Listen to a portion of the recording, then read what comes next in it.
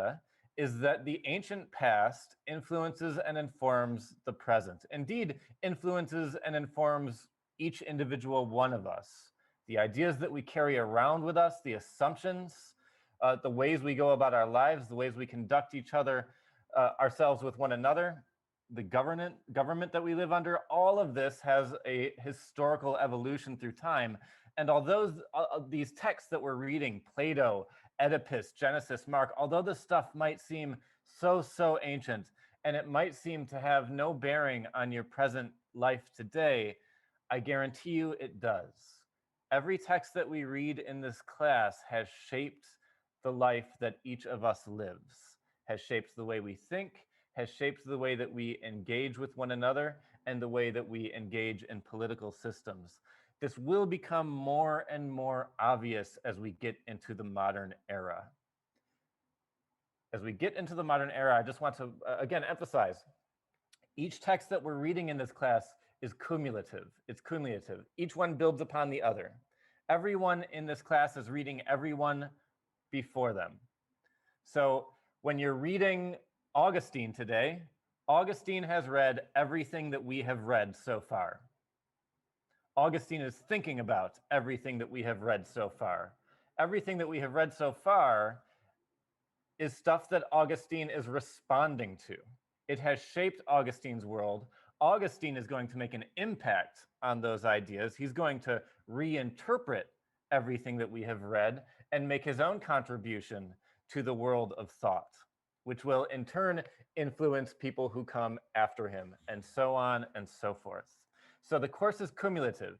Each text builds upon every text that came before, and that will be true every week of this class, every single class.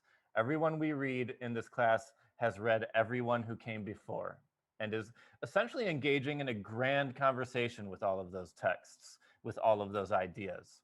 So main themes in this course. It's really a history of ideas course. We're tracing the evolution of ideas down through the millennia. One major topic that we're addressing is epistemology. Questions of how we know, what knowledge is worth acquiring, how do we acquire it, and how do we transmit it to other people? How do we check the knowledge that we think we have? This is going to be a major theme which we will address each and every class, and will continue to do so throughout. It's of course connected to education. The humanities itself is an educational system, and we're slowly building up to the birth of the humanities as an educational system. When the humanities comes into being, actually around the time of Augustine in late antiquity in the 4th century CE, the humanities as a kind of grouping of subjects that you study is coming into being. And that will be reshaped in the Middle Ages, and we will inherit it, and it will form the education that you get today at Fulbright. So this is a history of how universities come into being, and in particular, liberal arts universities come into being down through time. So questions of education are big ones. How do we learn? How should we learn? What should we learn?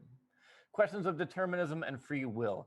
When we read Oedipus, we saw that for Oedipus, he lives in a world that is fated, and yet he seems to have some free will. When we read Mark, we read about God's providence, this idea that God has a plan for everyone, almost as if we do not have free will. God puts us on a course, and yet we seem to have some free will at times. All of these authors are grappling with the question of to what degree we are free agents and to what degree we are not free agents. This will be a major theme which recurs. And of course, problems in ethics and governance. How to engage in civic society, how to engage with others, what responsibilities do we have to others, what do we give up when we engage in social interactions with others, what freedoms do we give up? So all of these are the big topics, and I've also on my screen here kind of given some of the major ideas for each author or each text that you should be considering. And I would suggest that you look through these. Make sure you know what each one is. Make sure you know how each one refers to the text in question. And then think about how each one of these connects back to one of our major themes in the class. So this is a way for you to test yourself. You could probably do it in 5 or 10 minutes. and refresh yourself on what the course is doing. How does God's providence relate to these questions? Well, it relates to questions of determinism and free will. It also relates to questions of ethics. If I have no free will, do I have a responsibility to be ethical in the world? Or do I have no responsibility because I don't have no free will anyway? You see what I mean? These are ways that you can connect the themes from each given text to the broader themes of the course in order to keep the big picture in mind. So, Augustine, let's move into Augustine. This text is probably very strange for you. And I acknowledge that. A lot of these texts are strange for you. And I encourage you to swim through the strangeness. Things will get less and less strange as they get more and more modern in this class. And as they get more and more modern, you are going to start to recognize the influence of ancient texts in modern thought and see more and more how this evolution of ideas has come to bear on our present world. So Augustine is born into the Roman Empire, as you see on my slide here on this map. He's born into the Roman Empire in the 4th century, but he's born into a kind of province of the Roman Empire, what is present-day Algeria. So he's down here, he's kind of off the map, kind of at the bottom of my slide. He's born into the Roman Empire, but he's born outside of the center of power. And if you read his whole book, we only read book 8, which is toward the end of his Confessions, but throughout his whole book, he travels up through Carthage and he goes to Rome. So he moves from the outskirts of power to the center of power, to Rome, to the capital of empire. And then he moves back out, back to Northern Africa, back to what is present-day Algeria, back to the outskirts of power. So as he's thinking about spiritual conversion to Christianity, this relatively new religion still in the 4th century, he is also mapping it onto questions of imperial power. His movement through empire is connected to his spiritual conversion.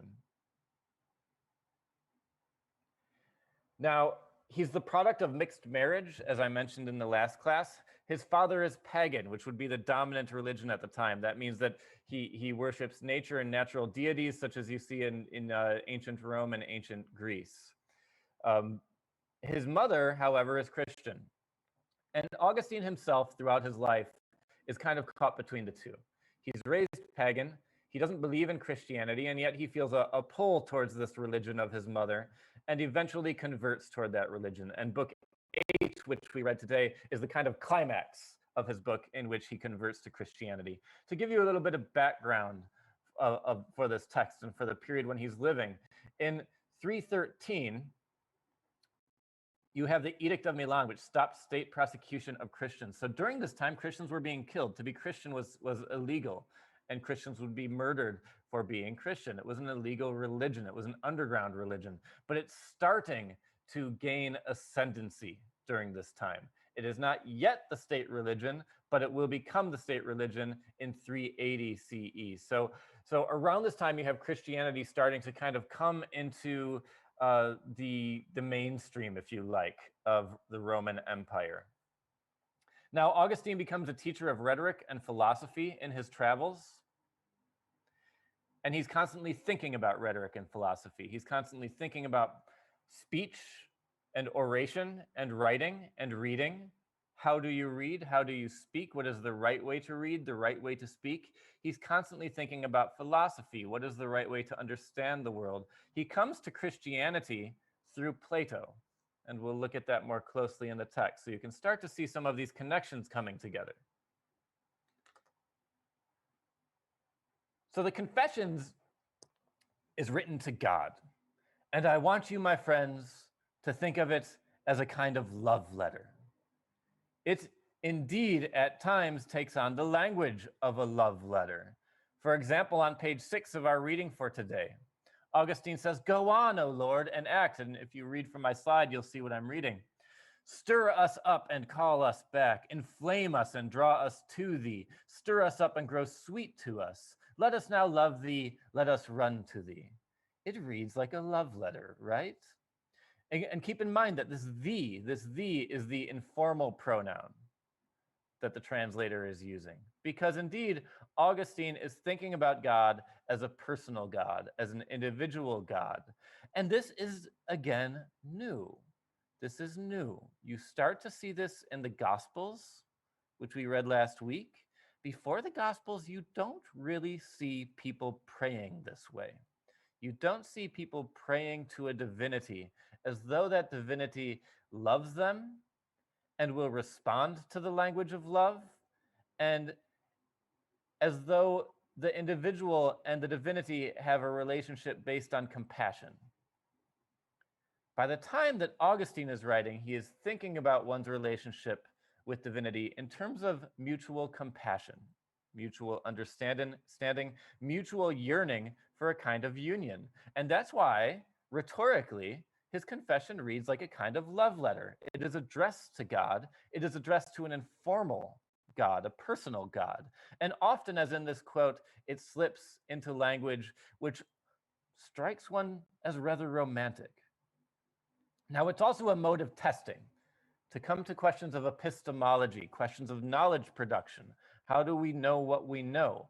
Augustine is engaged in processes of epistemology.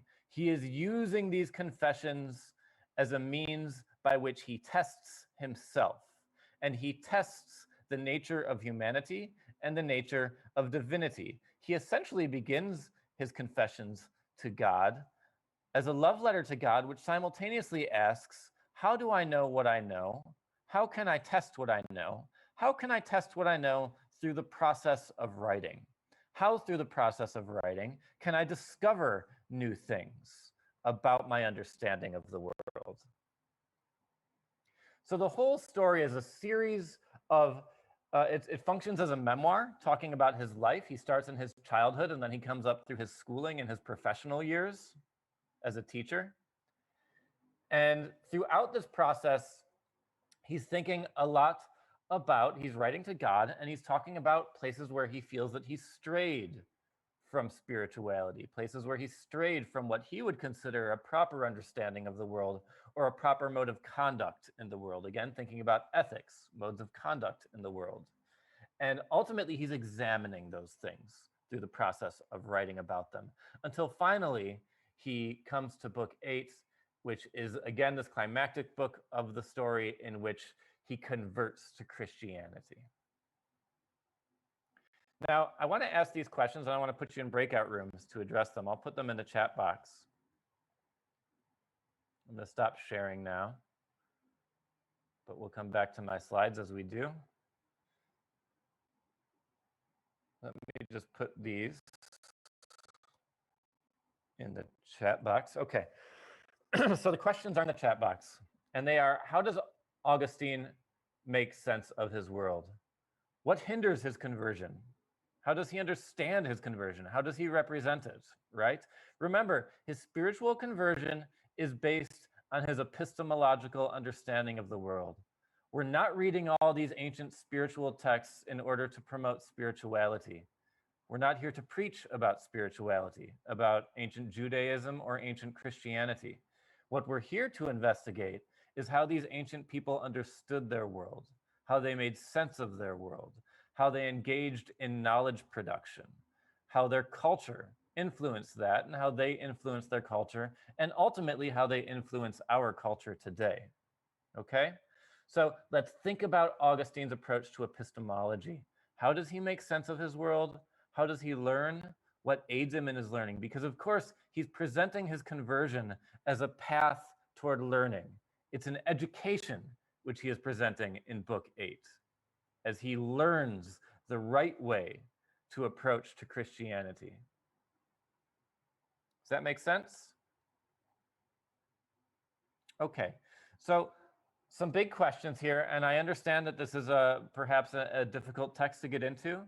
Please just, give it your all, give it a try, work through it. We'll try to break it down when we come back, but spend some time trying to talk about what you think is happening in this text.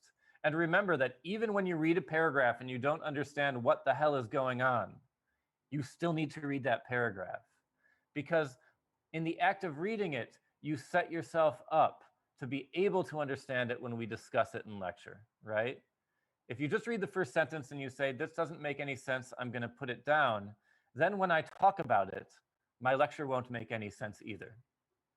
However, if you read it and you circle it, write something in the margin and say, I don't get what this part is about. That's really interesting. You're learning.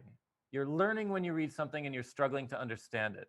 And then you are prepared to come to class and to think about what that paragraph is doing, to think about the bigger interpretive significance of that paragraph. Does that make sense? So that goes for all the texts in this class. When you encounter something in this class that doesn't make sense, don't feel bad about that. It's okay. It's okay. That's part of the process. It's all about process here. You're not going to read these texts and poof, understand them perfectly. That's why there's a university class to help introduce you to what can turn into indeed a lifelong process of interpreting these texts and getting more and more out of them with each new interpretation, with each new reading. Okay? Okay, so let's take 10 minutes. I'm going to put out some breakout rooms right now. Okay, here come some breakout rooms. Please join them. We'll take 10 minutes, then we'll come back and we will discuss together.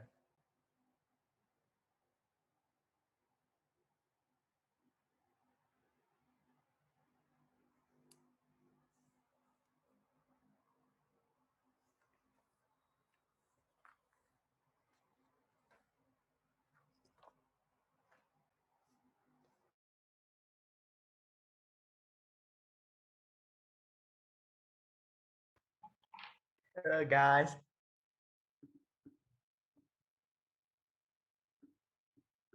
seems like I know quite a lot of you. Hello Nam, hello Minh, hello Ngọc Minh, hello Thiên. Okay, Rồi, okay, sure. tiếng Việt, À, tiếng Anh, mọi người muốn thế nào cũng được. tiếng Việt đi. Cho thoải mái. Anybody else? Còn sao thì ông cứ nói từ đó lên tiếng Anh thôi.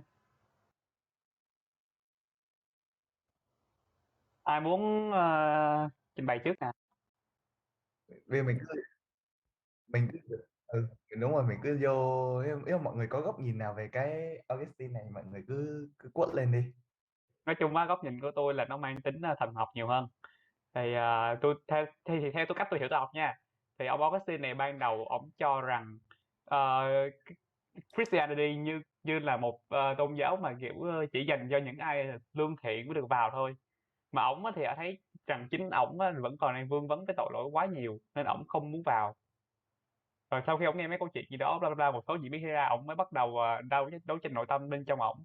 Thì thì ổng mới nhận ra rằng một điều á là và Christianity không phải là do mình hoàn thiện mà là do mình chưa hoàn thiện và mình vào để mình hoàn thiện hơn, giống vậy. Đó là cách tôi hiểu nha.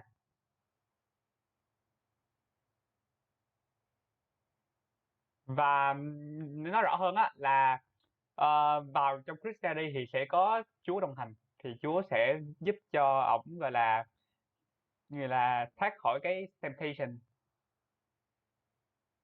Đó là cách hướng nghĩ của tôi. Ok, còn mọi người khác thì sao? Mấy ông Nam biết ông là thấy tôi không mua, tôi không đọc cái bản thầy đưa, tôi phải đi mạng tôi kiếm cái bản nào tiếng Anh nào nó dễ đọc hơn. nhưng mà nó cũng ý nghĩa như nhau, mà nó chỉ là Cùng ý kiểu nghĩa nhưng mà khó viết, ta đọc dùng tiếng Anh nó dùng từ từ từ cổ nhiều quá, với lại nó cũng trích trong sách kinh thánh nhiều quá nên nó cũng lấy mấy từ cổ ra. mình cái sự thay đổi gì lúc đầu mình nói rõ hơn cho mọi người, người đấy dễ nắm á. Ừm, Ừ. hứm,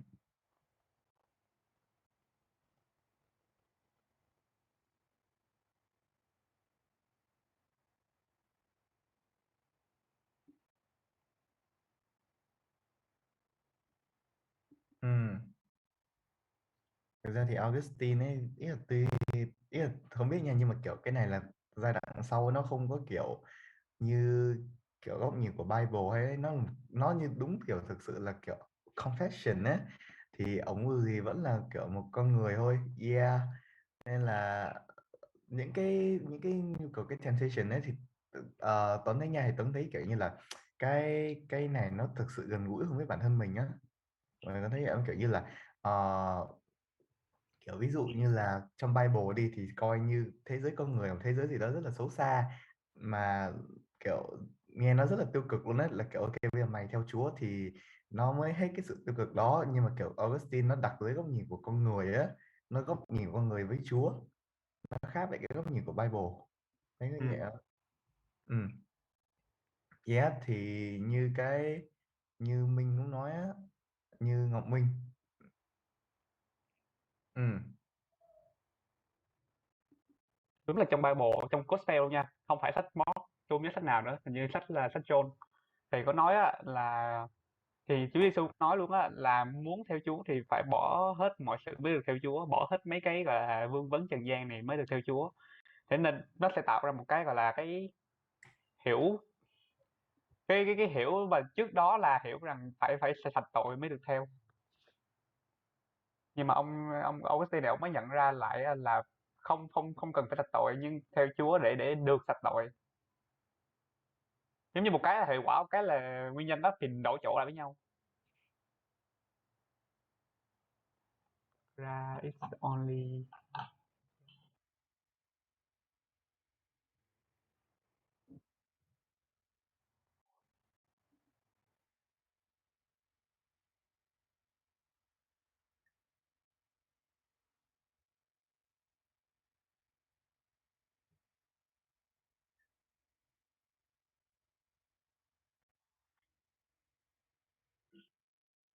Yeah.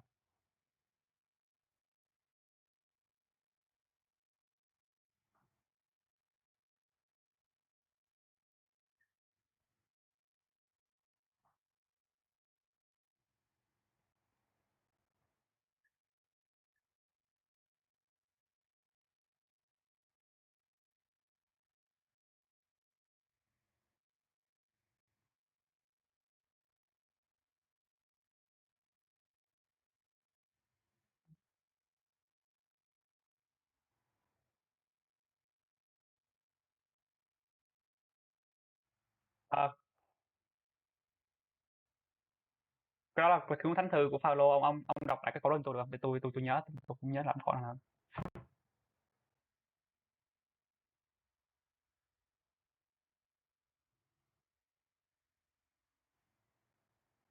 Đi và bán hết tất cả những gì ngươi có cho người nghèo và hãy đến nước trời của ta.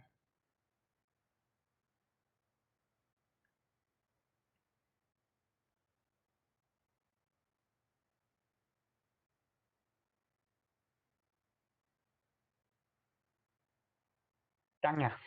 Câu đó cũng cũng khúc cuối đúng không? Là khúc mà ổng nhà vặt đúng không? Tôi thật ra tôi không đọc cái này, tôi đọc mấy cái summary. Ừ, đọc cái này nó viết viết nhiều kinh thánh quá, hơi khó đọc. Nó có bản tiếng Việt đó, nhưng bản tiếng Việt nó không trình bày theo theo theo cái gọi là cái mục lục với mình. Ừ, nó kiểu nó sẽ nó phân ra có 5 phần, 5 hay 8 phần gì á. Với bản tiếng Việt tôi cũng không thấy.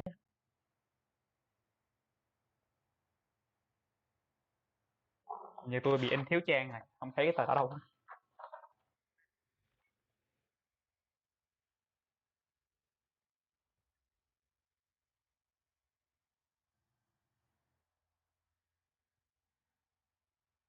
Ừ.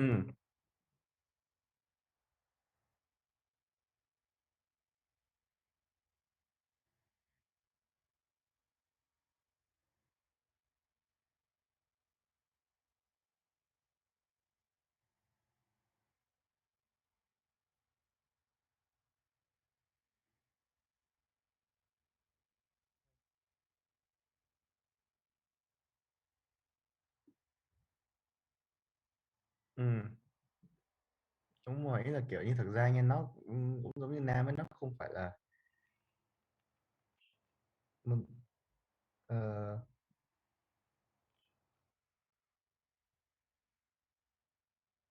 cái này nó cũng khó. Thực ra thì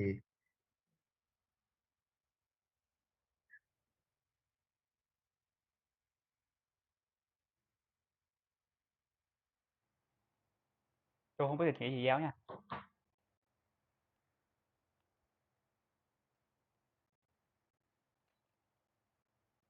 Ra cái multiple view thì nghĩ nó cũng kiểu của con người không ấy, chứ nó cũng nghĩ nó không hẳn là kiểu một team mà nhiều gót đấy, nhưng mà kiểu view thì technically nó cũng chỉ có một thôi, là cái quyết định cái design mà mình chọn theo cái nào á. Nó mang tính về tự do hơn, kiểu mình được chọn, quan trọng mình muốn chọn cái nào thôi. Ừ. Hứ.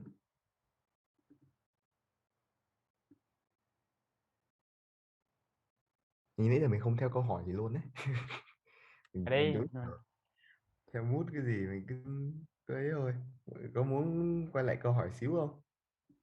make sense of this world.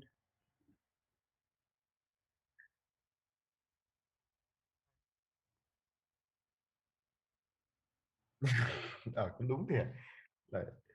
Ông học từ từ. Yeah, ý là thực sự cái sự conversion nó giống, ôi chết còn một phút, nó đúng như kiểu những bài học mà mình học từ đầu ấy, nó mới từ từ dần để cuối cùng ông mới quyết định trở thành một Christianity. Đúng, nó giống Plato. Nó chỉ khác Plato một cái là nó không phải là kiểu một ông bên ngoài ông đưa về giảng vậy, mà chính bản thân ông á, Augustine như một nhân vật chính, kiểu như tự đi khám phá chính chính cái cuộc đời của bản thân mình, kiểu vậy. Thì sao hết thời gian rồi lại vậy. Ừ, thôi mình chốt. Thực ra thì nghĩ là Tuấn thì cảm thấy là Augustine này dễ hiểu hơn các tác phẩm khác. Mấy tác phẩm kia thấy nó cứ thấy, chắc là tại vì nó cứ xa rời quá ấy. Mình toàn atheism mà. Khổ Thấy quá. gospel gospel ông Gospel đa số rồi mà đều dễ hiểu, Gospel 4 quyển nó đều dễ hiểu luôn, nhưng mà mấy ừ, quyển kia dài. hơi về main rule nè, language nó khó hiểu.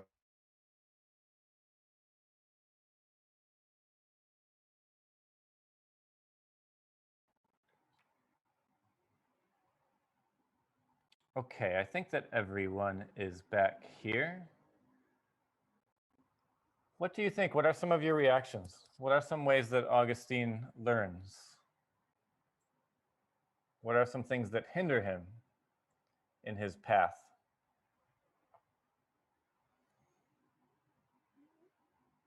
Let me see. I can't see the order. Koi Cow, do you want to go?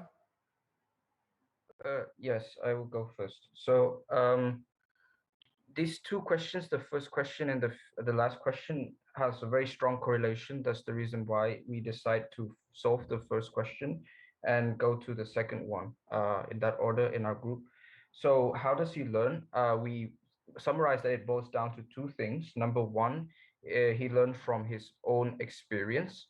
So this comes to this kind of mechanism of reflection, where he is exposed to God and figures out the different constraints which comes in his way. And this has a correlation to the first question, which I'll answer later. From his experience, he understands the normal human desire. Like, why is it so hard for them to be oriented to God? The second way he learns is through examples. And this is shown through his two friends who gives up their profession to follow the monk profession. He learns how these people are attracted to God and how they behave when they receive something new. Regarding his constraints, it is first of all, from his experience, he sees that he has too many questions about God, so he is not sure yet about God himself. That's the reason why he is lost. And from this being lost, he also loses sense, and this is also correlates to the human desire as well. They don't understand what is the right or wrong so-called pleasure. Yeah, they don't understand what pleasure, and so they're dragged into different ways and could not figure out the right way to go. So yeah, Very good. Yeah, very, very good points. Thank you so much. Let's see, let's hear from some others. I see Min An, do you have a hand up? Yes, I want to answer the first and the second question. I think what hinders his conversion is his life and design. We have a the fleshless against the spirit, and the spirits against the flesh. So we see that he knows what he's doing is wrong, and he does believe in God, because he said, "Nor did I any longer create greater uncertain about you." And I think what adds to his conversion is the love for God, and I think it is not actually a rational love, but it's the feeling of being overpowered with drowsiness. Um, he wants to give up his desire. He no longer want to become an unwilling sufferer, and he wants to become a God servant, the one that he's considered as one of his willing role, as he said that he wants to be a willing actor. And that's all. Very good. You're all getting at some really, really interesting major points of Augustine's text. And I'd like to get into the reading. I'm going to share my screen with you again. Please pull up the text too if you have it. If you can print these texts, that's ideal. Maybe I'm just old-fashioned, but I like a printed text in front of me that I can write on. You see, here's mine, full of highlights and full of notes, and that's how I do it. But you can do it in your newfangled ways with your digital technology. You can also pull it up on your computer, right?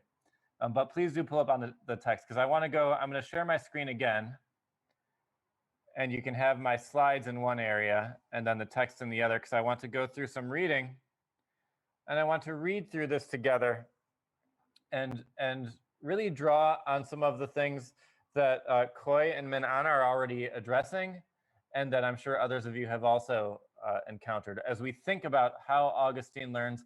And again, we're thinking about the significance of this for Augustine's understanding of the world. And ultimately, we're going to be thinking about the significance of this for our understanding of the world. Some of these will, I hope, some of these ideas will become available and obvious even today, I think. So let's read page 2 to 3 together first. Let's just do some reading and let's think about these questions. How does Augustine begin to pursue conversion? Well, I'll read the second paragraph of chapter 1. All right, so I'm on page 2. He says, and again, remember, everything is addressed to God. He's talking to God directly with this informal pronoun, thy. Thy words had stuck fast in my breast, and I was hedged round about by thee on every side. Of thy eternal life I was now certain, although I had seen it through a glass darkly. And I had been relieved of all doubt that there is an incorruptible substance, and that it is the source of every other substance. Nor did I any longer crave greater certainty about thee, but rather greater steadfastness in thee. Already in that paragraph, we can see quite a lot of his influences and of his world views. First of all, what's he doing in that second sentence when he says, of thy eternal life I was now certain, although I had seen it through a glass darkly? This is a quote from the Bible, and Augustine's work is full of citations, full of quotes from the Bible. Augustine is first and last a reader. He is constantly weaving in citations from other authors, interpreting old authors. Augustine, and this is one of the major points of this class today, is living in a textual world. Augustine understands the world as a text, as a world which, like a book, you can open up and read and interpret. And when he speaks about his world, he speaks in quotations. He is constantly quoting from the Bible and quoting other authors, other authorities, in order to understand his world. Now he goes on to say in that next line, and I had been relieved of all doubt that there is an incorruptible substance, and that it is the source of every other substance. An incorruptible substance, which is the source of every other substance. This sounds a lot like Plato, right? Think back to the Republic. Again, Plato is not thinking about Jewish religion, and Christianity is not invented yet before Plato, when Plato is living. But Plato is thinking about an incorruptible substance that is the source of every other substance. And that maps very neatly onto Christianity's notion of a single God who is incorruptible and from which everything else comes, right? Now he turns to Simplicianus, and I want you to think about a community of learners here. This is another way that Augustine learns. You can think about it again in Platonic ways. Remember, Plato says no single individual has all of the answers. You require a community of learners to question each other. This is called Socratic dialectic or Platonic dialectic. We dialogue, we discuss, and through discussion, we test each other, we learn. We learn what we think, we learn about ourselves by talking about things with other people. That is one of the major ways that Augustine is learning. He's modeling that in his story of conversion in chapter 8. Notice how many people he goes to. He keeps turning to people to talk to them. He's constantly talking to people and saying, what is life like for you? How do you understand it? So he turns to Simplicianus. And what does Simplicianus say? If you turn to page 3, I'm on chapter 2 now. Chapter 2, under page 3, on page 3. I went therefore to Simplicianus, the spiritual father of Ambrose, who was a bishop. I recounted to him all the mazes of my wanderings. Here's all the stuff I've done and thought about. But when I mentioned to him that I had read certain books of the Platonists, which Victorinus, formerly professor of rhetoric at Rome, who died a Christian, as I had been told, had translated into Latin, he said, great, you're reading Plato. He said, that's good, because Plato maps nicely onto Christianity. Simplicianus says, I'm a Christian, and I read the Bible to understand my world. But you can also understand the concepts of Christianity by reading ancient Greek pagans, like Plato. Again, because he says at the bottom of that paragraph, the Platonists at every turn, in the Platonists, in Plato's work, the pathway led to belief in God and his word. He's thinking again about this path towards an incorruptible entity. Remember, for Plato, it is the ultimate good with a capital G. But for Augustine, it becomes the ultimate God, of course. Now he learns the story of Victorinus. This is a rhetoric professor, and we learn about Victorinus on pages 4 to 5. And we learn about Victorinus, who, like Augustine, was a pagan man. He did not believe in Christianity. He was raised a pagan. And this rhetoric professor, just as Augustine was a rhetoric professor, he converts to Christianity. And his conversion is very, very public, right? He gets up in front of everyone and he announces his conversion. He orates it. He says, just as I used my rhetoric to talk very eloquently about the pagan gods, so too will I now talk to you very eloquently about my conversion to Christianity. So it's a very public conversion, and I want you to hold on to that, because Augustine is essentially holding up a mirror to himself. He is offering a series of conversion stories, like the conversion of Victorinus, in order to present his own, Augustine's own conversion at the end of the chapter. Augustine will do his conversion quite privately, in a garden with only one friend. So what about that? What does that suggest? This could be a paper topic. Is conversion a public affair or a private affair? Should spiritual enlightenment be a public affair or a private affair for Augustine? Now, Augustine is also learning through what is called hagiography, where again, we're thinking about all the ways Augustine learns. Augustine learns by reading Plato. He learns through community, through dialectic. He learns also through hagiography. Hagiography is the act of writing and reading instructive stories of saints' lives. Saints are people who are deemed very, very holy, very good. They're famous for being very good. And there's a practice in late antiquity. Augustine is living in a period we call late antiquity. And there's a practice in late antiquity up through the Middle Ages in which you learn, you come to new knowledge by writing about people who have lived a good life. You can practice this yourselves. This could be a fun kind of assignment for you. Try to write about a friend that you admire, right? And the idea is that in writing or reading about the friend that you admire, you get a bit of them onto yourself. They become a model for you, and you learn a new way of living. So this is another mode of epistemology, another mode of knowledge formation, by writing about ideal people.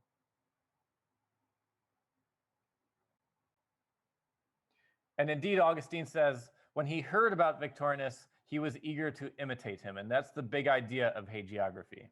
You write about people whom you admire in order to instill in yourself the desire to imitate people whom you admire. Now, what impedes Augustine's conversion? His sexual desire, of course, right? Just as Augustine is constantly talking to God and talking about how he wants to come to God, he is also always bewailing his inability to break from his sexual desire.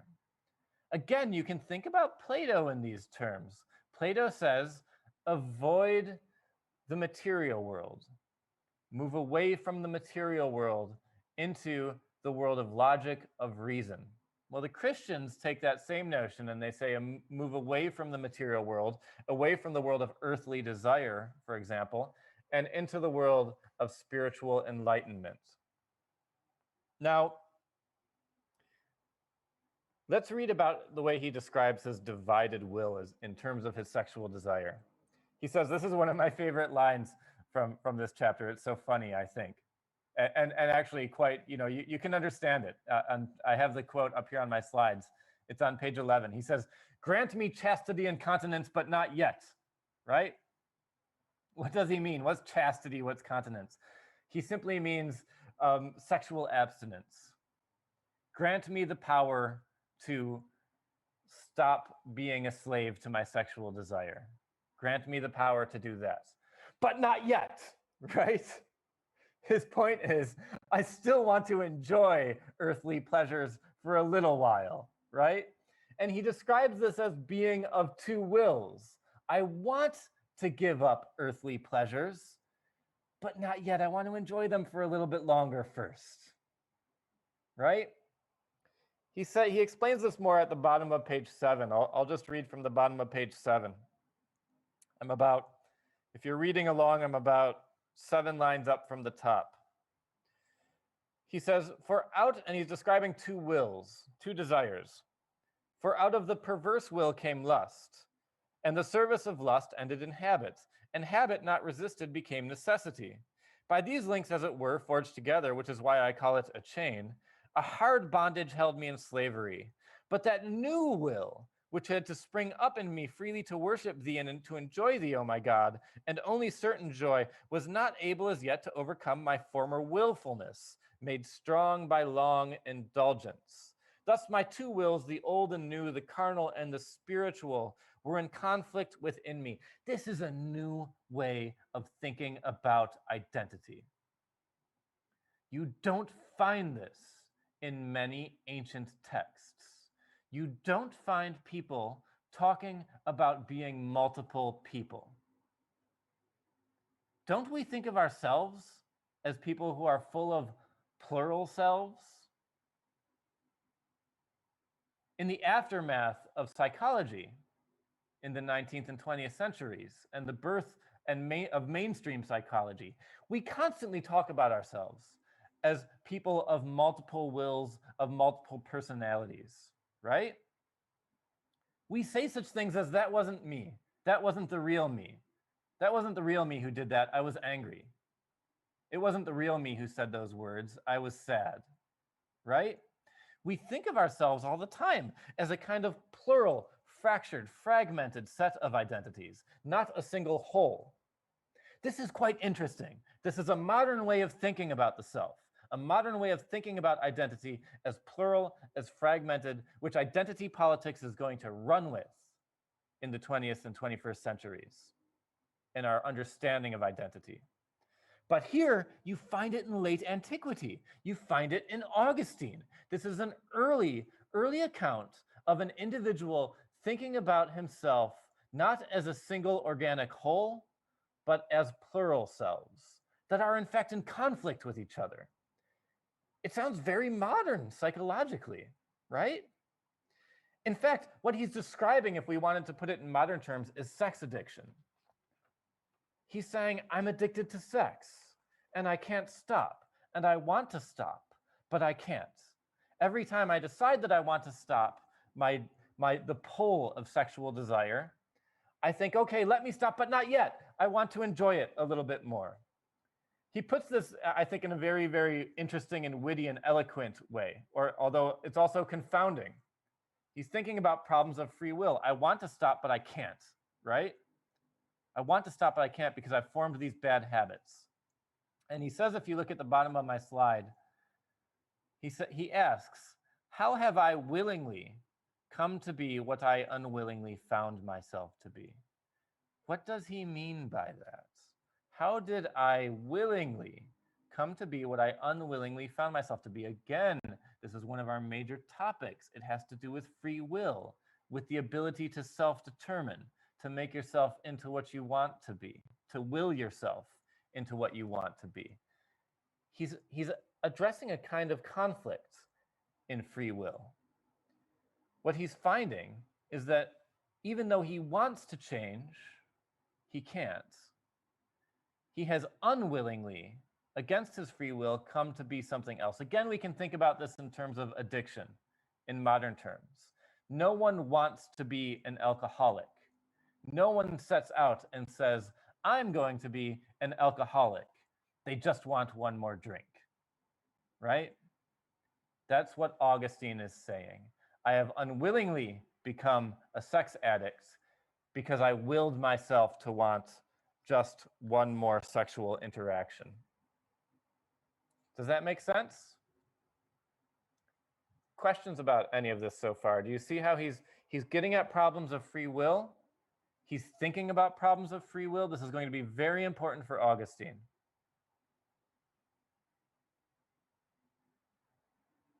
And he's essentially thinking about the ways that he understands his world. Again, this is why we are reading this spiritual conversion in terms of epistemology, in terms of the path to knowledge acquisition and knowledge production.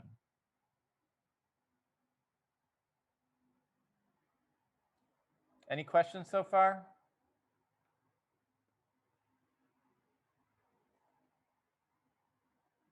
Augustine is a strange text, right? It's okay if it's strange. Again, that's all right. So we're in a process of working through understanding it. I see Nam has a hand raised.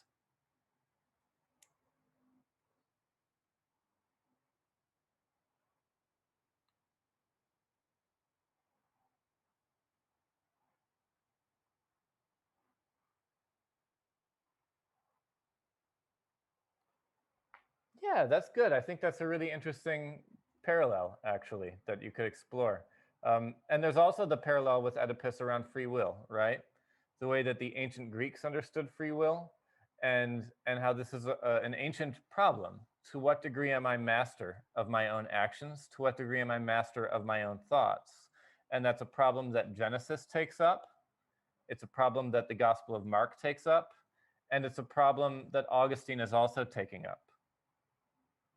So it's a problem that he's inheriting from the ancient world, the problem of free will and self-determinism.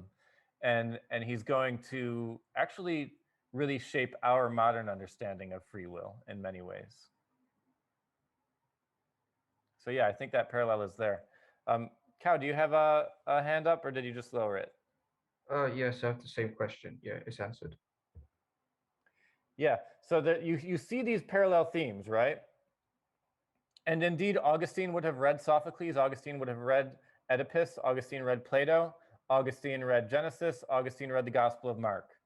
Again, everyone that we read has read everyone before, and they're thinking about them, and they are shaping a new understanding of the world based on their understanding of the problems that those texts pose, right? Let's continue down this path and continue thinking about what Augustine is suggesting. I've moved on to my next slide now. The question again of what aids his conversion. What aids, and again, we can think about conversion as a path towards a kind of knowledge, a kind of spiritual enlightenment, which is a kind of knowledge, a kind of way of understanding the world, right? He goes to another person. Again, he's thinking about a community of conversationalists, a community of people with whom he will come to an understanding of the world. And he has said in the beginning that he's trying to understand God intellectually. Again, he's trying to understand God textually. He's trying to understand God by understanding Plato, for example. And he says he does understand it intellectually. On the first page, on page 2, in the first paragraphs of book 8, he says he's come to an intellectual understanding of conversion, of spirituality, but he needs something more. So he's going around and talking to people, right? And Pontitianus gives another example. He comes to Augustine's house and he finds the writings of the Apostle Paul. This is another writer of what Christians will call the New Testament. He's an early architect of the Christian church, writing and shaping the church even before Mark's gospel. And in the 50s, in the years of the 50s and 60s. He finds the writings of Paul, and this friend of Augustine's, if you read from my slide, he took up the book. He took it up, opened it, found it to be the Apostle Paul. I want to think about this in imperial terms, because Augustine is knowingly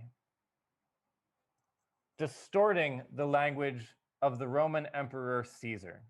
Caesar famously said, "Veni, vidi, vici." I came, I saw, I conquered.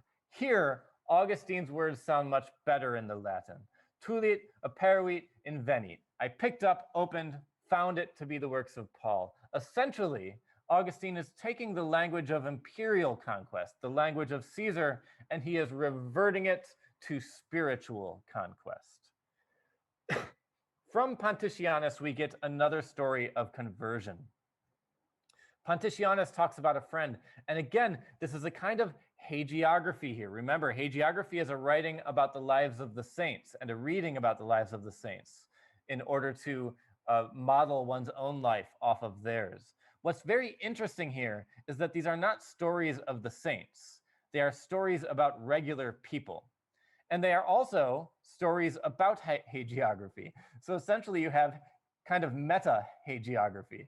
You have hagiography about hagiography, because the story that Pontitianus offers is a story about a normal person reading the story of the life of Saint Anthony, right? So again, Augustine's world is shot through with text. It is a textual world that Augustine is living in. He is reading constantly. He is reading about people who are reading. He is thinking about how those people read and about how he should read and about how he should learn through his reading. The story goes like this. If you look at my slide, one of these men read the story of St. Anthony. He began to read it, to marvel, and to be inflamed by it. While reading, he meditated on embracing just such a life as St. Anthony's, giving up his worldly employment to seek thee, God, alone. The man decides to convert, and immediately the man is inwardly changed. Again, this is a new way of conceiving the world in the 4th century. We saw it beginning in the gospel, this emphasis on inner life, this emphasis on the inner life of the individual. You don't find such an emphasis on the inner life of the individual in ancient texts more than 2,500 years old. It is very, very rare to see that. It starts to happen in late antiquity. It starts to become a common mainstream idea around the time of the Gospels of Mark, writing in 70, and around the time of Augustine, writing in the 4th century. This is again very interesting. People are starting to think of themselves in terms of a kind of spirit or soul, in terms of an inner nature, in terms of an inner psychology, in terms of inner intention. What I do is one thing, my actions might be separate from my intentions, and my intentions are what is truly me. That's a new way of thinking about the self. Now, how does Augustine react to the story? He resists it. He resists self-scrutiny, he says on page 11. And you'll notice that this is the other thing that he's always doing. He's talking to people, he's reading, and then he's moving into reflection. So you get a page of the story. It's a very slow-moving chapter, right? Not a great deal of stuff happens. Augustine talks to people. They give him something that provokes him, some idea that he finds provocative or troubling. And then he reflects on it. He reflects on it for a few pages, and then he comes back to talking to other people. So reflection is a big part of Augustine's method. And even in this moment, he's reflecting on his inability to reflect. He finds it hard to scrutinize himself, hard to look at himself. It's uncomfortable. And that causes him to reflect on that discomfort. Again, it's a very ancient text which maps quite well onto modern psychology.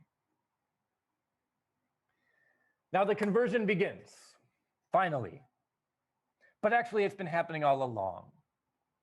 Augustine's whole project is to write about life and education and learning and movement toward conversion, or toward a kind of spiritual enlightenment, if you like. He's thinking about that as a lifelong process, all of those things. Everything he's talking about is a step on the path toward his spiritual enlightenment, toward his conversion. Now, when it begins in a garden. It culminates under a fig tree.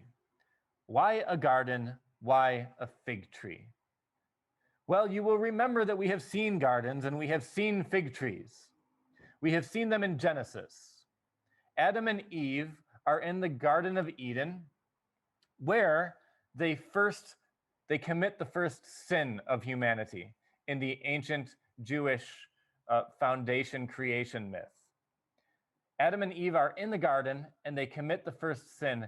And then when they acquire knowledge of good and evil, remember they eat from the fruit. They eat fruit from the tree of knowledge of good and evil. And somehow they acquire this knowledge of good and evil and they become self-conscious.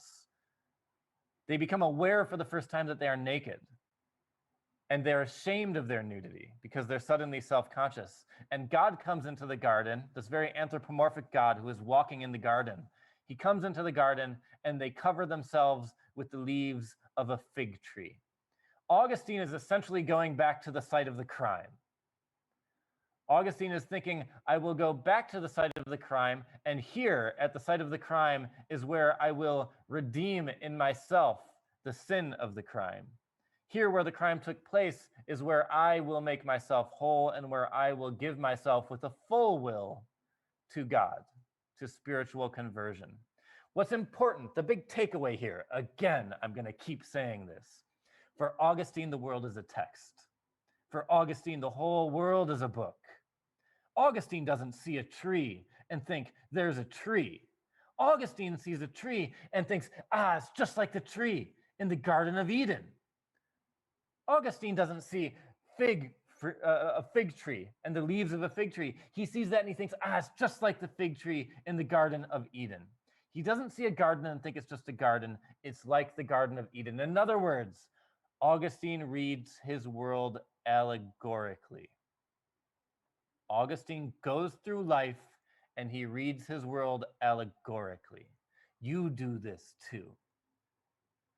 You walk through life and you see something and you interpret it metaphorically.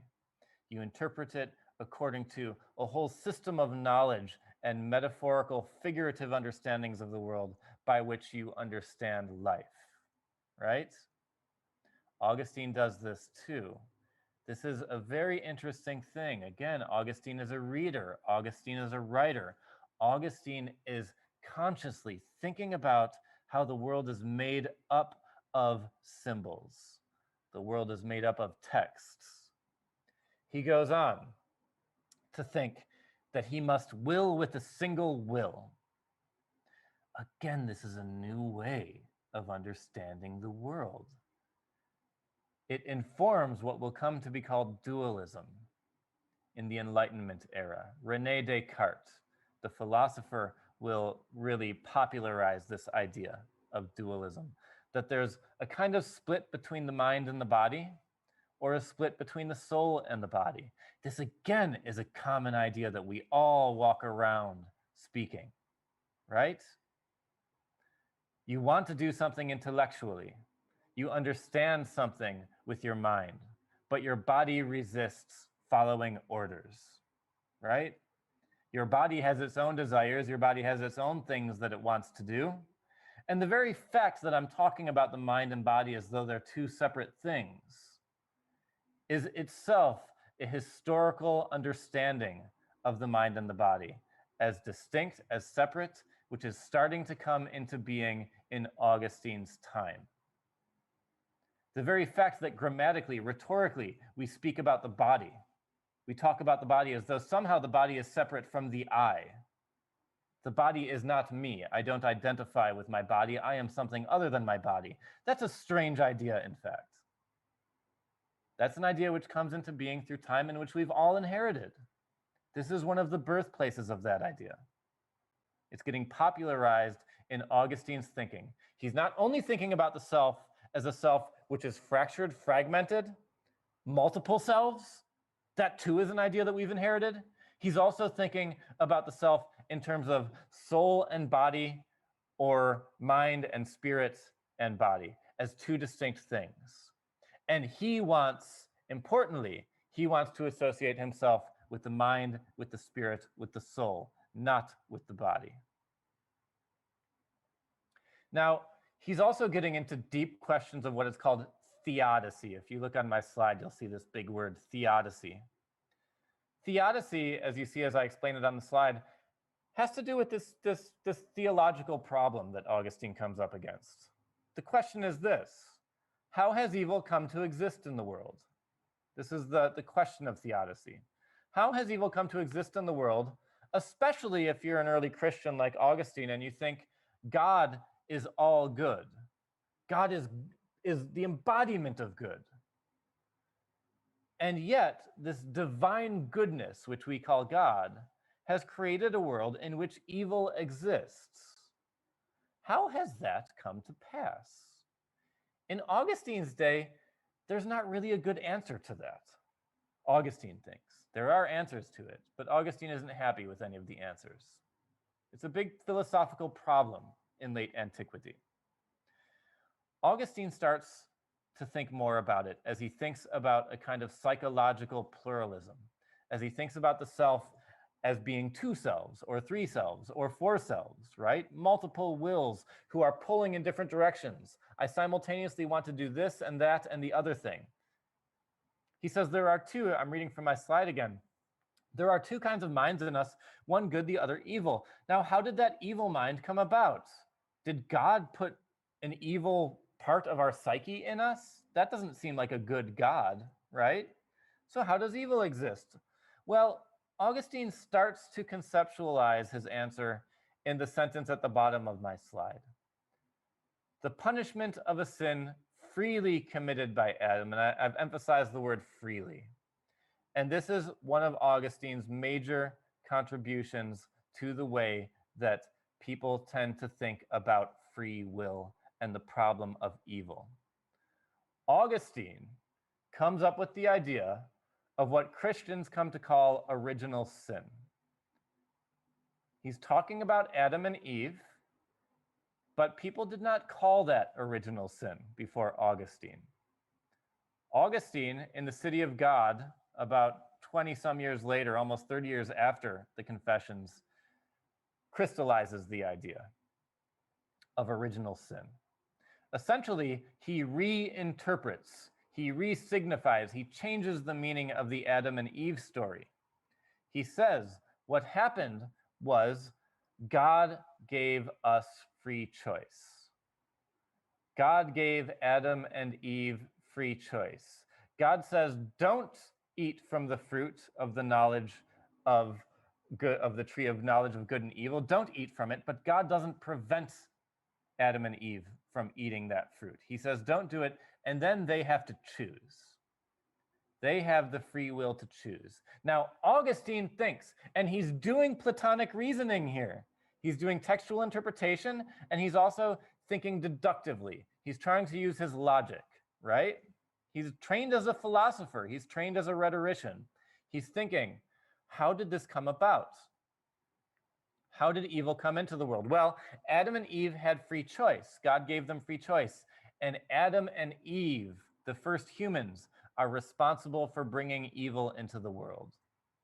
Because they committed this original sin. They ate the fruit against God's will. And that was how we all came to inherit evil in ourselves. That's why evil exists. So God did not create evil, but God did give humans the ability to choose. And in their choices, humans themselves brought evil into the world. Does that make sense? Do you see how, again, Augustine is thinking about ancient Greek philosophers? He's simultaneously thinking about the Hebrew Bible and the Gospel of Mark. He's bringing them all to bear on each other. The idea that humans bring evil into their world through their free choice is an idea which starts with Augustine, which becomes a mainstream idea from Augustine's writings. That's an idea we've inherited today.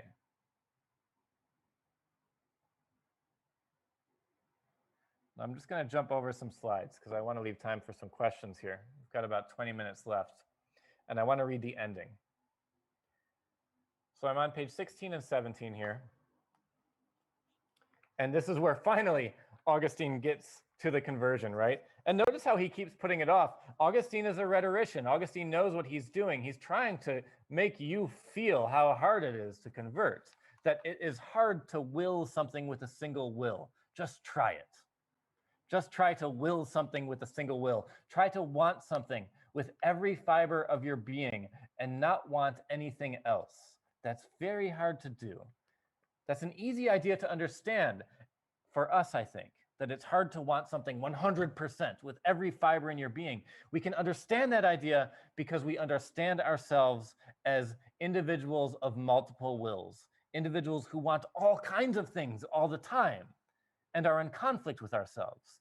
This is an idea which goes back to Augustine in late antiquity again. The way that we understand ourselves, the way you understand yourself, goes back to late antiquity and goes back to texts such as Augustine's. So what happens when his conversion finally comes? Of course it happens in the garden because he's reading the world allegorically. Remember, the garden now for Augustine is where original sin started. It's where evil was introduced into the world. It's where humans started to get multiple wills, started to want multiple things.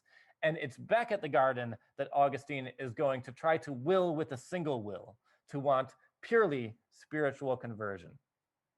As he's grappling to do this, he hears a child's voice. The child says, "Pick it up, read it." And the child is talking about the Bible. Once again, well, I should say, Augustine thinks the child is talking about the Bible, right? Remember, for Augustine, the world is allegorical. A voice is not just a voice. It carries hidden meanings. It carries significance. Augustine thinks, this voice of this child, what could it mean? Is it God speaking through the child? What should I pick up and read, right? This has been a whole text, a whole chapter about reading as a form of self-understanding, and that's what he does. He picks up a book and he opens it to any given page. You can do this yourselves. Pick up a book. I have a book here. You pick up a book and you open it to any page at random and you put your finger down and you ask a question. You say, what should I have for dinner tonight? Or you say, oh, does so-and-so really love me? Or you say, what major should I choose at Fulbright?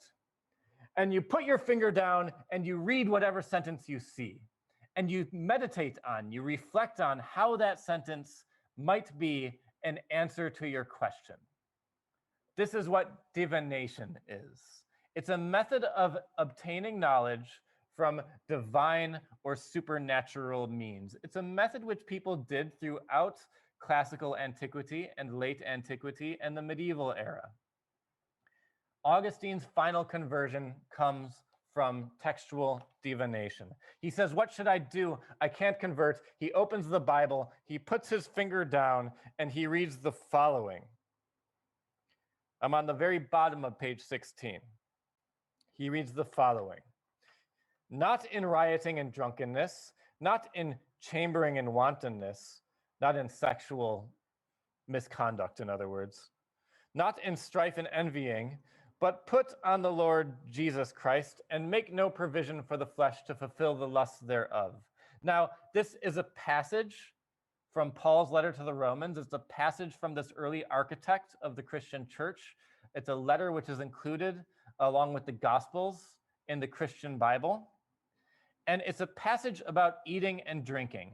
And the passage is saying, don't give in to the appetites of the flesh. And Augustine says, aha, I am having a hard time not giving in to the appetites of the flesh. This passage speaks perfectly to me. I'm a sex addict. I can't stop thinking about having sex. That's preventing me from obtaining spiritual enlightenment. It's preventing me from converting. And I've opened the book, and it seems that God is speaking right to me. And in this moment, he says, he gains instantaneous spiritual enlightenment. So again, an epistemological reading. You can only get so far with your intellect, Augustine suggests. At some point, the intellect will no longer carry you through, and you need to give in to faith, and you need to will with a single will. You need to master yourself in order to desire something holy, completely, not holy with an H, but holy with a W, in your complete self. Now he closes the book and he puts his finger to mark the passage, right? He puts his finger to mark the passage. And this is important. Augustine is part of a movement which made books as we read them. The early Christians started to read this kind of book, which is called the Codex, where you have binding on the side, right? Before the early Christians, people read scrolls, as you see on my slide. They read scrolls. These scrolls could be like 40 feet long. When you're reading the early Gospel of Mark, you would be reading it in a scroll. But the early Christians changed that. The early Christians changed the way we read. They popularized the Codex, the book. Why? Because they wanted to reread. They wanted to be able to put their finger in one place and go back to that place and turn a page. Imagine if you wanted to get to the beginning of this scroll and see how the beginning of this scroll compares to the end of this scroll. You have to unfurl the entire thing. You can do it differently with the Codex. You look at the first page, and then you can immediately turn to the last page, and you can see how the last page compares to the first. The Codex encourages you to reread. The Codex changes the way you read. The Codex is popularized by the early Christians like Augustine, and it changes the way the entire world reads. It changes the way we read today.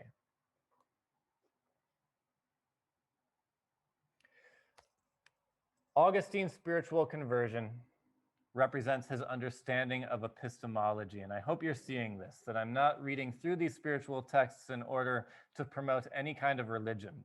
I'm interested in the way that ancient people were thinking about thinking. And that's what this is about.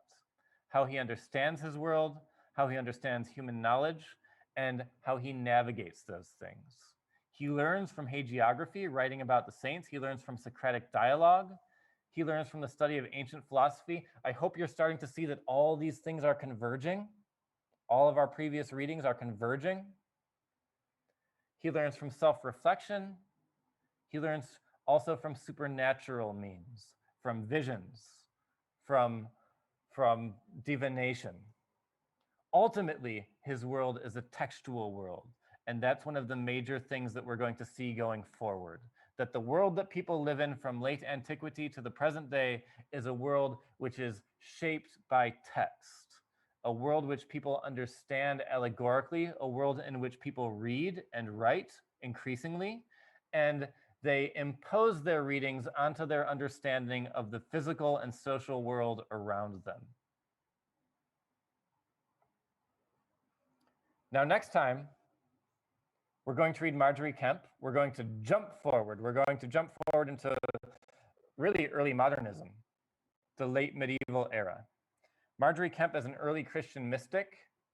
She's not a nun. She's a laywoman, meaning she's not a nun. She's a wife, she's a mother.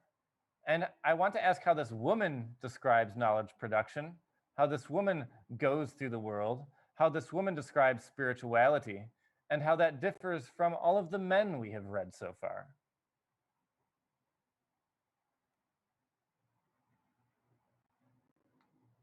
Okay, let me stop sharing. And I know I've gone very lecture heavy here. I hope it's been helpful. I wanted to cover a lot, and I wanted to make sure that we got through what I think is a difficult text usually for students, especially on a first reading. We have about 15 minutes left if people want to ask any questions.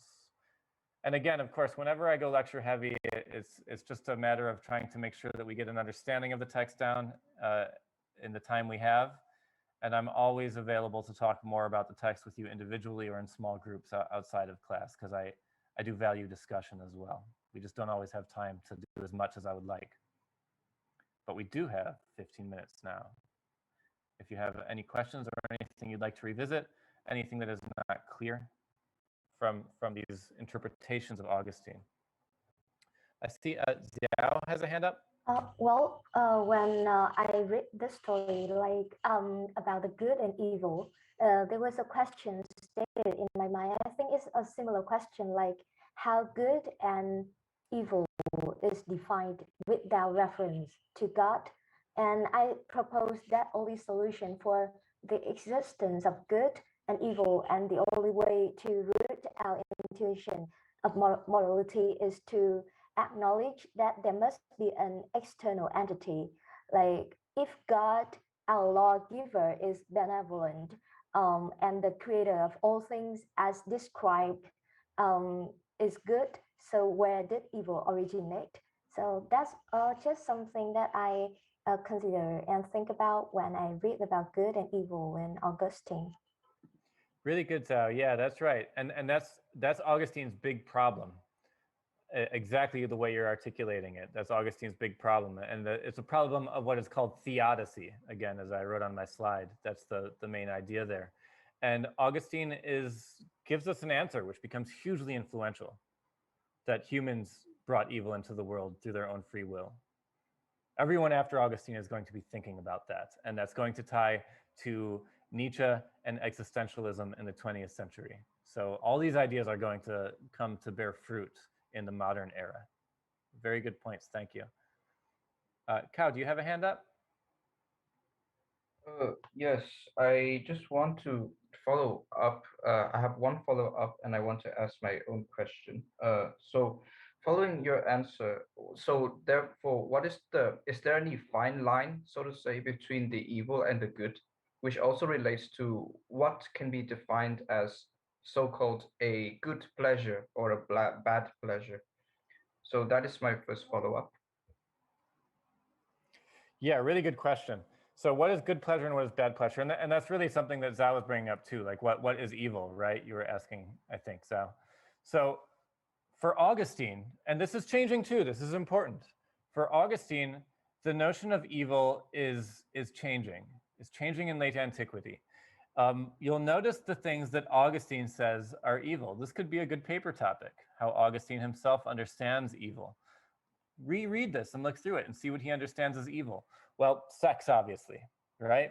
Sexual pleasure is no good for Augustine because it's distracting you. It's distracting you from purer pursuits. That's his problem with it. Of course, pursuit of wealth, fame, things like this are bad for Augustine, right? This maps on to Plato. Plato agrees. But what's happening in Augustine's day is something different from Plato too. Notice that Augustine talks about how pride is bad. He talks about how pride is bad.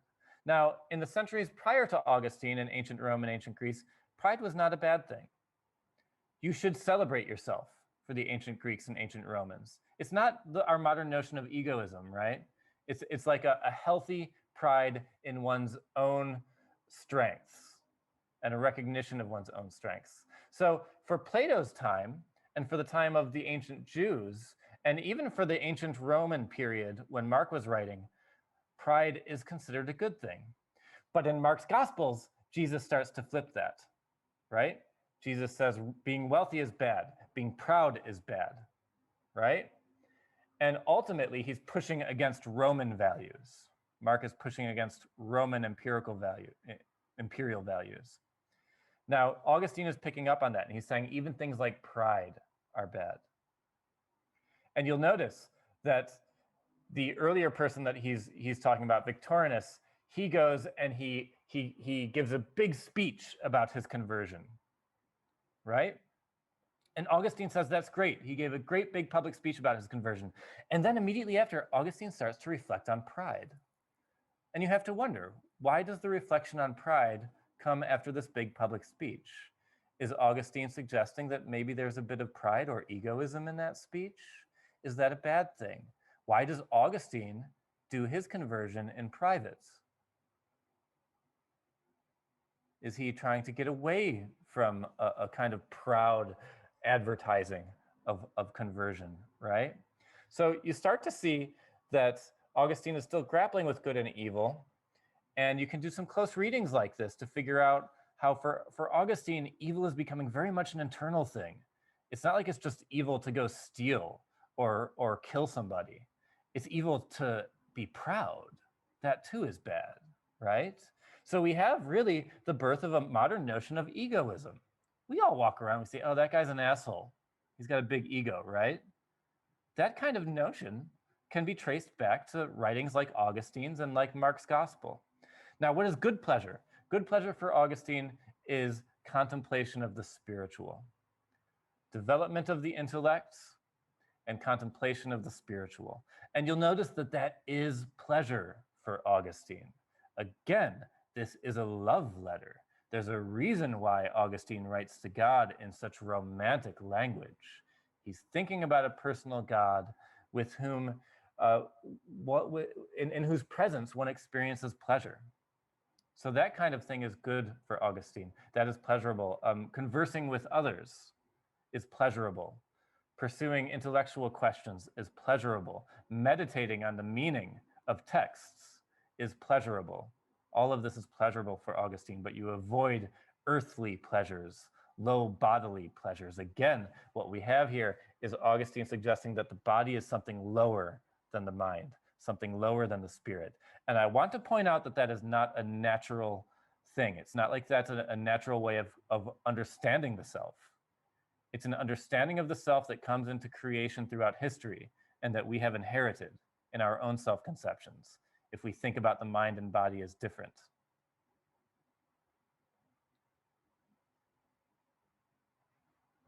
Okay, yes, thank you. I understand that. And can I have like one more question? This one I want to clarify. I don't really understand the part, like I kind of get that Augustine brings up the idea that people, they leave their professions in order to pursue the spiritual values. I just want to know why this happens and whether or not this is a little bit fictional, you think, and is it worth it to sacrifice? For Augustine, yes. So Augustine is saying yes. Augustine, however, takes his professional pursuits as a teacher and as a rhetorician, and he applies them to his understanding of spirituality, right? He writes this book, he writes other books. He becomes a bishop and he leads a church. But you do see people leaving their professions in order to pursue the spiritual path. And the idea, again, it's an idea which maps onto Buddhism too, right? Is that the professional world can be a world which mires you in earthly pursuits. What are you pursuing in your profession? That's the real question. Are you pursuing money, fame, power? If you're pursuing those things, then you're pursuing the wrong things. Plato says this as well, right? So that's Augustine's belief. At the same time, there's a historical component to this. Augustine talks about people who leave the profession of professor of rhetoric. And they do it because, again, in ancient Rome, it was not cool to be a Christian.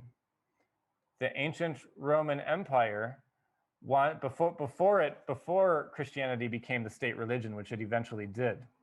But before that, Christians were persecuted, and the Roman Empire did not want this religion spreading. It was viewed as a cult. And perhaps all religions are viewed as cults until they become huge and established, right? So it was viewed as a cult, and the ancient Roman politicians did not want it to spread. And so they said, if you're a teacher of rhetoric, you can't also be a declared Christian. Now, why not? Because teachers of rhetoric are persuasive, and they might persuade people to join Christianity.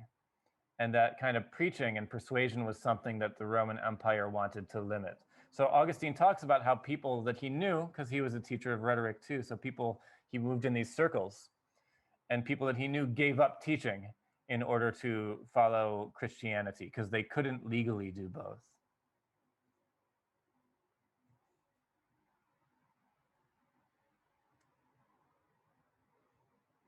Okay, thank you very much.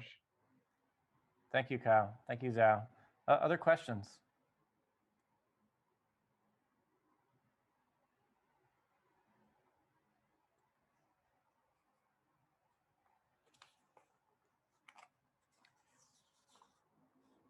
So if questions come up, please email me. Please contact me. I know that it's, I know that it's difficult to connect when we're all online. It's not as easy as it is on campus, where you would just see me and maybe grab me and we could talk for 10 minutes. But please know that I'm available. Your TAs are available. And please know that it's okay to struggle with these texts. You're not gonna just read them and say, poof, I understand it perfectly. That's not what this class is about. That's not what any good university class is about.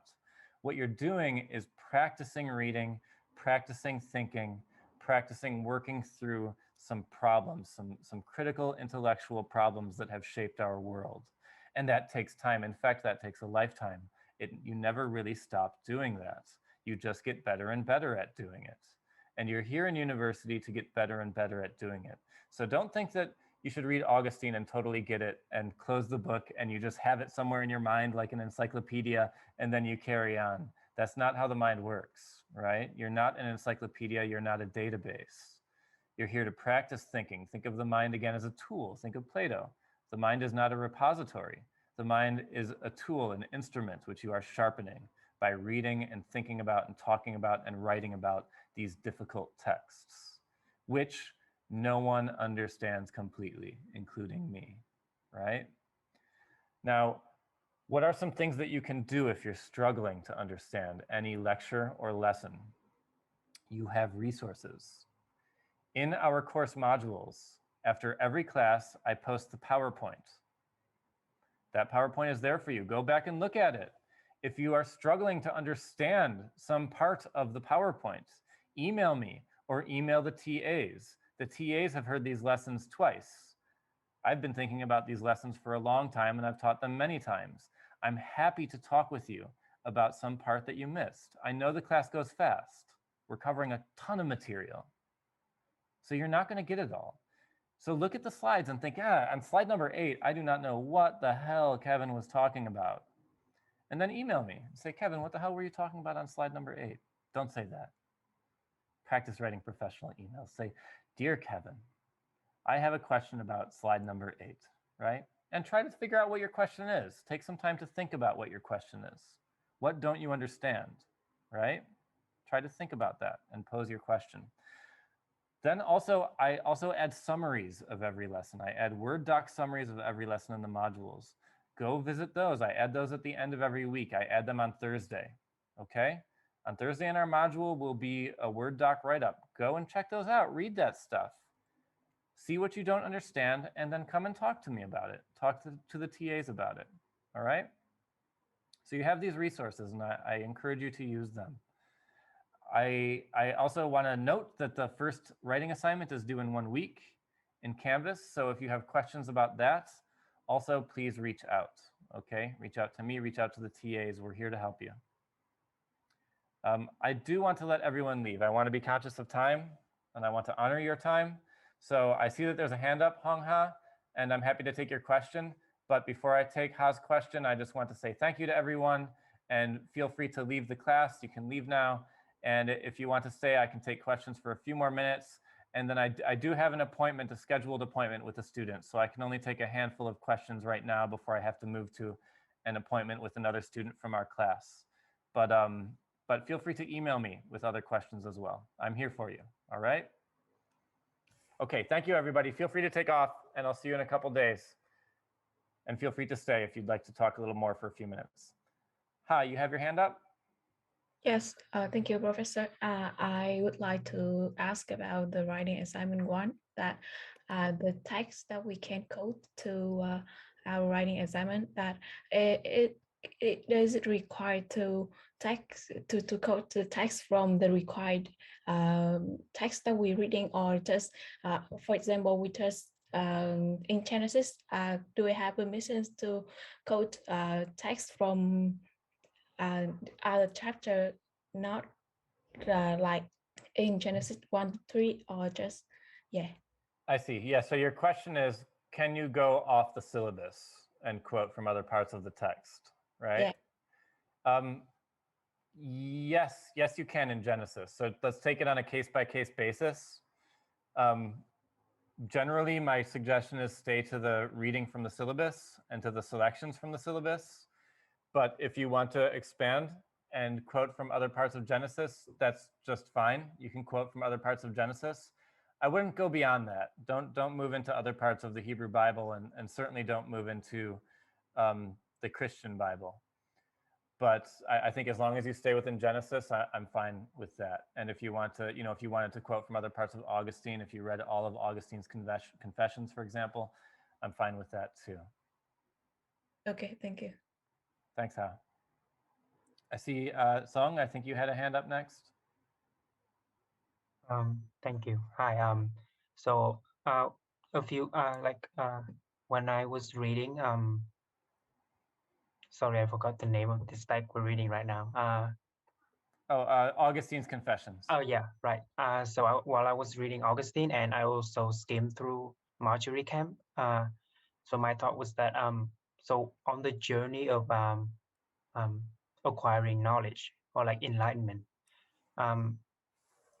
is it a valid point to make? Is it valid to think that on that journey one has the ability to look within and have the ability to understand like the self in order to understand the world? And also like in connection with Plato's allegory of the cave, the journey of acquiring knowledge, one has to like go through pain and discomfort in order to reach that destination.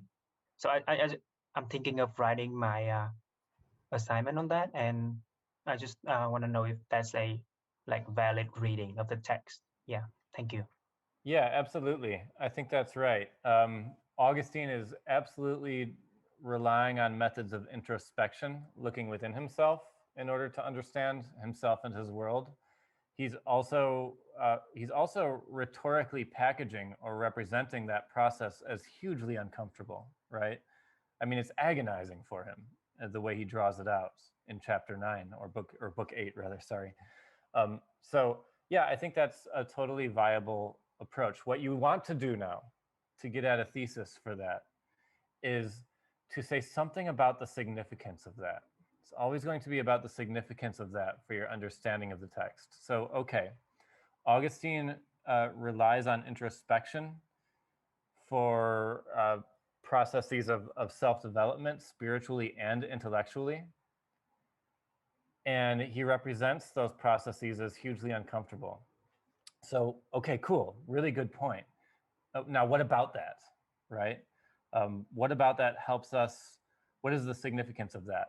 Does that help us understand the way that Augustine understands intellectual versus spiritual development? Does he do introspection differently when he's doing it as an intellectual rhetorician and professor, and does he do it a different way when he's kind of taking the final leap to spirituality? Does that tell us something about the way that he views learning or conversion or knowledge acquisition, right?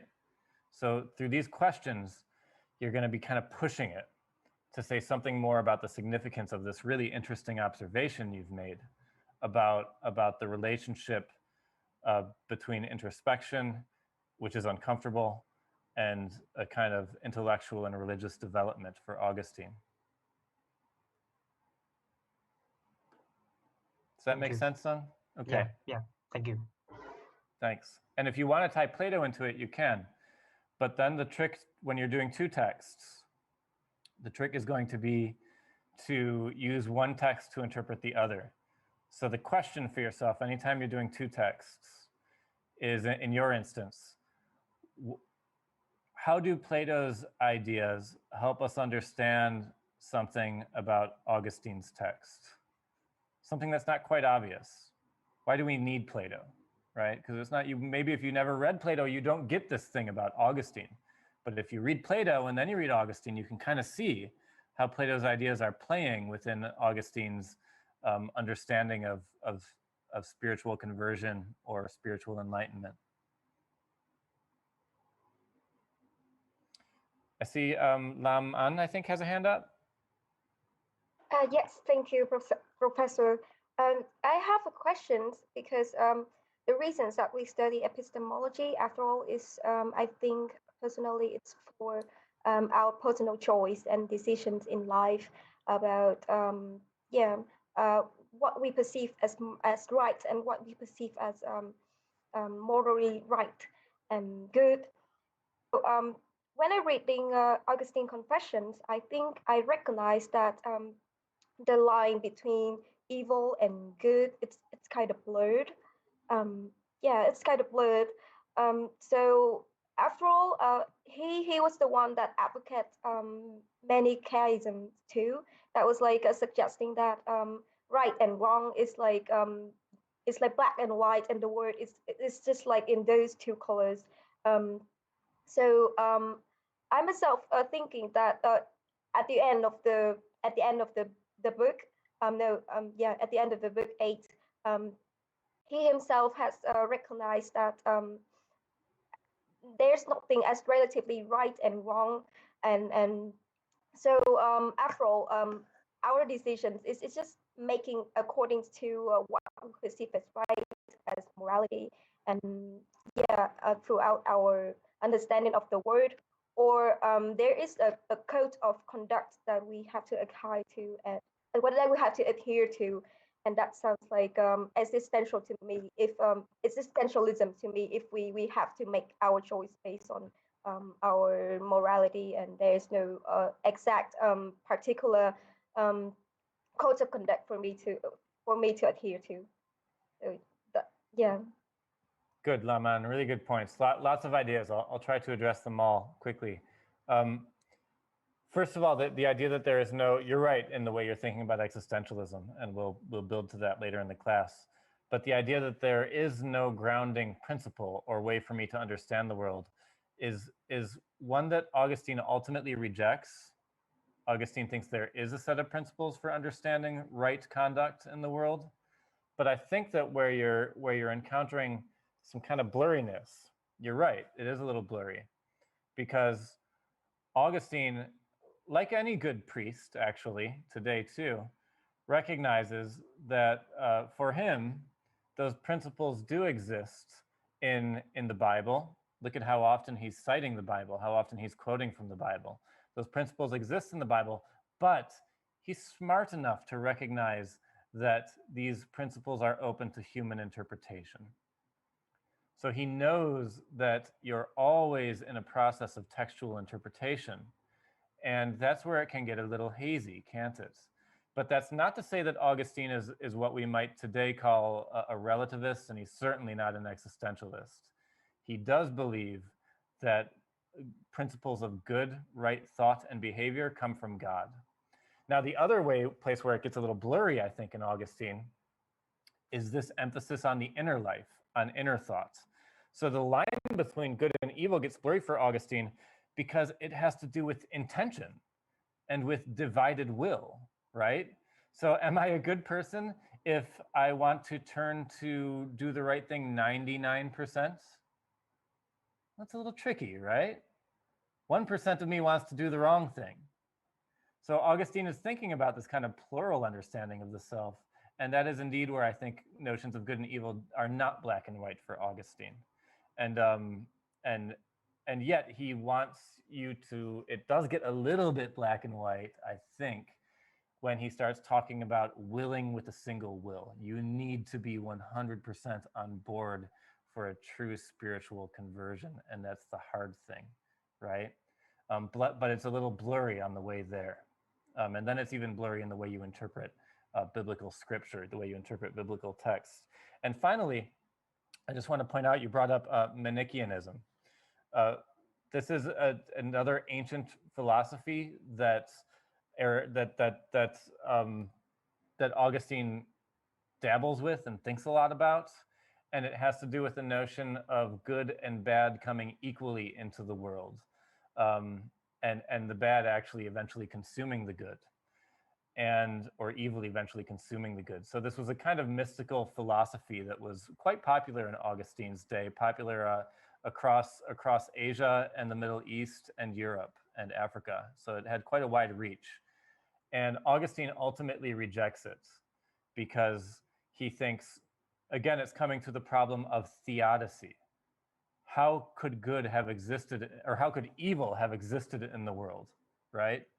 And how could evil exist in a manner equal to good if God is all good? If I believe that, then how did this good God create a world in which evil exists? So ultimately, Augustine kind of flirts with this philosophy from Mani, but ultimately he rejects it and comes up with his own notion of original sin and the idea that evil came into creation through human agency.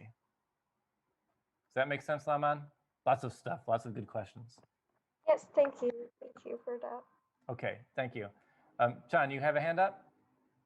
Oh yes, I just want to share some of my thoughts. I think that the Augustine epistemology does really follow the Plato one. You know, like according to Plato, we have three parts of get knowledge process. Like the first one is critical thinking, and the second one is the help of others, and the third one is Socratic wisdom. And I think that it does shows really well in Augustine process. The first one is critical thinking. He always critical thinking in his mind, and the second is the help of others. He always asks for the samples of his friends, and the third one is scholastic wisdom. You know, I think that this is a really good example according to Plato epistemology. That's great, John. Thank you. I'm so happy you see that. What you're seeing is that things are starting to line up, right? I mean, I think a lot of students attend the first few weeks of this class and they say, what the hell? What's happening here? And what I think you're starting to see is that these things are starting to connect, and they're going to continue to connect. And everyone's going to be referencing everyone we've read. So it's not like I'm making this stuff up. Augustine himself says Plato is the right, pagan philosopher for a Christian to read. We can think a lot about Plato and how Plato maps onto Christianity. So he's acknowledging his influence from Plato. And I'm happy that you're seeing the connection that he's making, and also really seeing how these ideas are starting to come together, because that's the main focus of the course. Ultimately, I hope that every student will leave this course seeing how every week has influenced every other week, and every text is talking to every other text. So that's good. I'm glad you're seeing it. Let me see. I should probably run because I have a meeting with a student that we scheduled. But if there are lingering questions or concerns or things that people want to talk about, just email me, okay, folks?